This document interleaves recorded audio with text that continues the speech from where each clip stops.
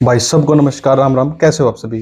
तो उम्मीद करता हूँ सारे बच्चे बढ़िया होंगे और जबरदस्त तरीके से तैयारी कर रहे होंगे। तो सबसे पहले तो मैं आप सबको बेस्ट ऑफ लक कहूंगा भाई आपके एग्जाम के लिए। आपके एडमिट कार्ड आजकल में आ जाएंगे।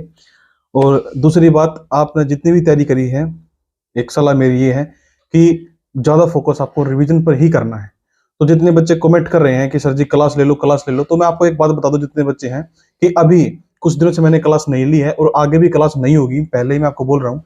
उसके पीछे रीजन क्या है साहब जी? रीजन ये है कि अब क्लास करने का आपके लिए कोई बेनिफिट नहीं है। और देखो, याद रखना, आप सभी बच्चों को पता है कि सिर्फ व्यूज के लिए मैं वीडियो नहीं बनाता, आपका बेनिफिट होना चाहिए उस चीज में, इसलिए मैं आपके सामने कोई भी वीडियो को लेकर आता हूँ। तो सारी इन्फॉर्मेशन तुम्हारे पास है कि हाँ 5 और 6 को पेपर होने वाला है। एडमिट कार्ड का लिंक आजकल में आपके पास मिल जाएगा। और अब आपको क्या करना है फाइनल एग्जाम के लिए, ये मैं आपको बताने के लिए ये वीडियो मैंने बनाई है। ठीक है जी? तो ध्यान से सुनो सारे बच्चे।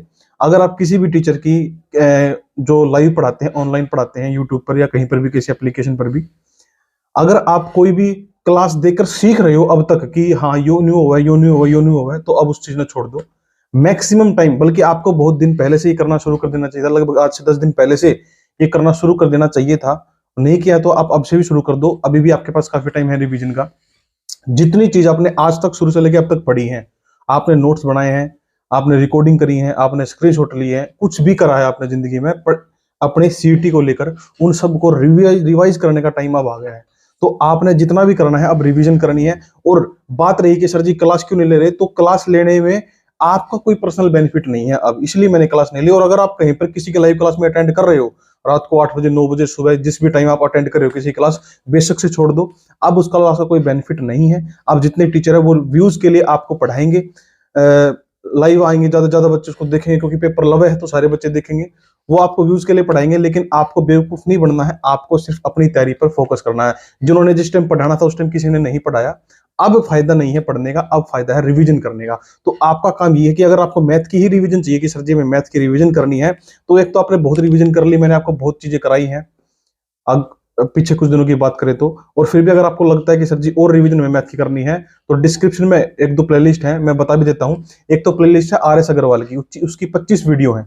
उसकी 25 वीडियो है, उन 25 वीडियो में से आप जितनी वीडियो कवर कर सकते हो पेपर से पहले वो कवर करो। हालांकि बात कुछ ऐसी है जो सुनने में आई है कि मैथ के क्वेश्चन थोड़े से कम आएंगे पेपर में, हो सकता है 5-6 क्वेश्चन ही आए, उससे ज्यादा ना आए। तो अगर ऐसा होता है तो देखो, मैं तो ये कहूंगा कि आप जितने क्वेश्चन आए एटलीस्ट उनको बिल्कुल ठीक करके आओ। फिर भी आपको मैथ की अगर रिवीजन करनी है तो डिस्क्रिप्शन में लिंक है, आर एस अग्रवाल की प्लेलिस्ट है नंबर 1। दूसरी प्लेलिस्ट जो अभी हमारी सीरीज चल रही थी प्रैक्टिस सेट वाली, वो सीरीज है। ये 2 सीरीज है, आप इनमें से मैक्सिमम जितनी वीडियो कवर कर सको उन कवर करके पेपर में जरूर बैठना, आपको वहां से क्वेश्चन दिखाई देगा, ये मेरी गारंटी है सब जी। और ऐसा नहीं है, मैंने आपको पहले ही बहुत चीजें कराई हैं, निस्वार्थ भाव से आपको मैंने पढ़ाया है। कभी मैंने कोर्स बेचने की कोशिश नहीं करी, आपको पढ़ाया है मैंने जिंदगी में। तो अगर फिर भी आपको लगता है कि सर जी कुछ ना कुछ कमी है मैथ में, तो डिस्क्रिप्शन में लिंक भी दे दूंगा, मैंने बता दिया है आर एस अग्रवाल। और जो प्रैक्टिस सेट की सीरीज अभी चल रही थी, ये दोनों सीरीज आपके लिए मोस्ट इंपोर्टेंट है, वहां से आप पढ़ करके जाएंगे।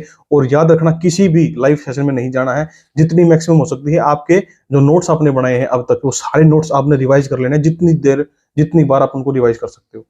ठीक है जी? तो आपके एग्जाम के लिए बेस्ट ऑफ लक। और जितने बच्चे एग्जाम देने वाले हैं, ध्यान से एग्जाम देना है आपने, एक एक चीज बिल्कुल सोच के, पजल नहीं होना है। और मॉक टेस्ट अगर आप अभी भी डेली लगा रहे हो तो मॉक टेस्ट अब आप छोड़ सकते हो। 4-5 दिन है आपके पास, मॉक टेस्ट अब आप थोड़ा सा पेंडिंग छोड़ दो, अब रिवीजन पर ज्यादा फोकस करो। ठीक है जी? तो नेक्स्ट वीडियो में फिर मिलते हैं, तब तक के लिए धन्यवाद, बाय बाय, टेक केयर।